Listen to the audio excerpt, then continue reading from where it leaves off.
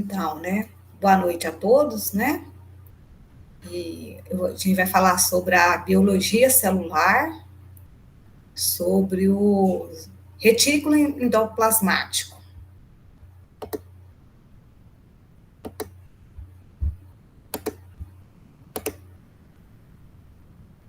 Então, o que vem a ser, né, o retículo endoplasmático. Retículo endoplasmático rugoso, o retículo endoplasmático liso e os ribossomos. Então, né, vamos falar sobre cada um deles. O retículo endoplasmático rugoso, também conhecido como granular, se comunica diretamente com a membrana do núcleo da célula. Isso é, se tratam de estruturas contínuas. A membrana dessa estrutura está associada com diversos ribossomos, que têm um aspecto de grãos ou rugas, responsáveis pelo nome da organela. Esses ribossomos sintetizam as proteínas que serão transportadas pelo retículo ou processadas e transformadas por enzimas do interior das cisternas, como ocorre na formação de algumas glicoproteínas. Por exemplo, o tamanho do retículo endoplasmático rugoso é variável, de acordo com a função da célula. Algo que ilustra muito bem isso é o fato dessa organela ser bastante desenvolvida em algumas células secretoras de proteína. É o caso das células ansiosas no pâncreas, formado por cisternas de tubos achatados e ribossomos aderidos à membrana, o que confere aspecto granular.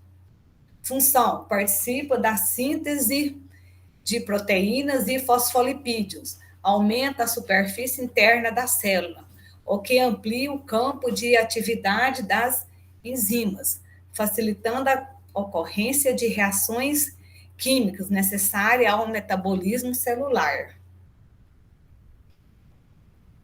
Síntese de proteínas, sua principal função é armazenamento.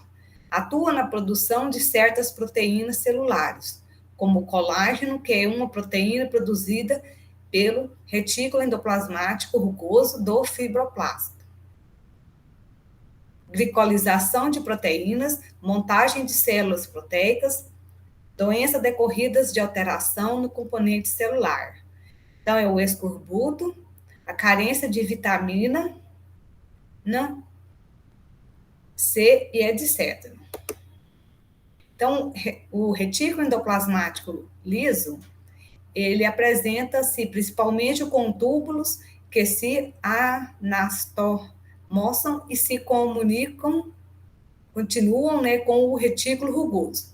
É muito desenvolvido em determinados tipos de células. Por exemplo, nas que secretam hormônios, esteroides, nas células hepáticas e nas células da glândula adrenal. Denominado de agranular, mais cilíndrica, tomando a forma de tubos, não possui ribossomos em sua membrana, o que dá a aparência de ser liso e não tem como produto proteína alguma.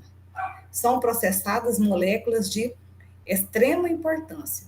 São produzidos fosfolipídios, gorduras e esteroides.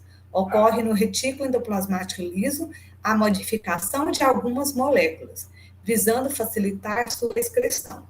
A relação do tamanho dessa estrutura também se trata de algo bastante variável.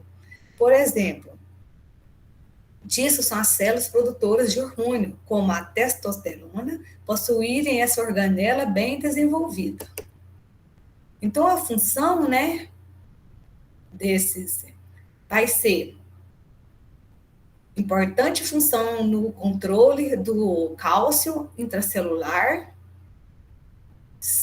participa da síntese e da metabolização de lipídios na célula, a síntese de lipídios, metabolismo de carboidratos, armazenamento de íons de cálcio, inativação de substâncias tóxicas e etc. Por fim, os retículos endoplasmáticos se tratam de estruturas distintas, mas complementares e bastante relacionadas. Isso se dá por se comunicarem e por terem funções de transporte e processamento. Então, vamos agora, né, os ribossomos. A membrana do retículo endoplasmático rugoso apresenta os ribossomos na sua superfície, voltada para o citossol. Os ribossomos são partículas densas aos elétrons e constituídas de ácido ribonucleico, RNA ribonucleico ou rRNA e proteínas.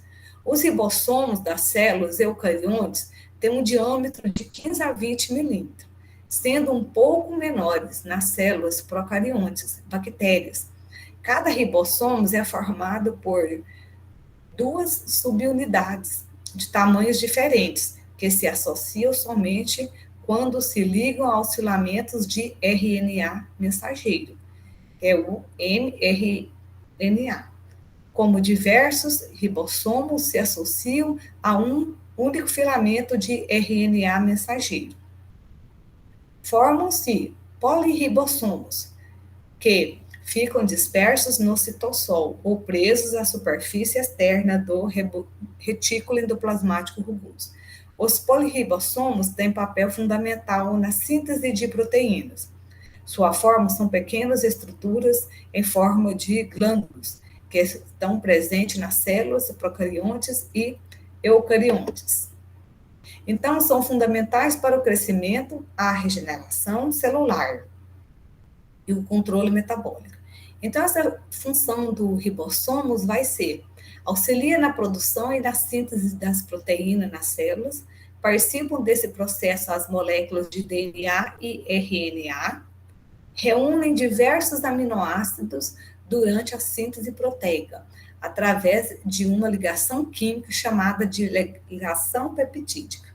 Possui uma forma arredondada, composto por duas subunidades, uma maior e uma menor, dentre outros. Estão presentes em grande parte no citoplasma, ribossomos livres. No entanto, podem ser encontrados nas mitocôndrias, nos cloroplastos e no retículo endoplasmático, nele próprio. Então, aqui foi as referências bibliográficas, né? Foi da biologia celular e molecular, né? Do livro Junqueira. E as outras foram nos dados, né? Da internet.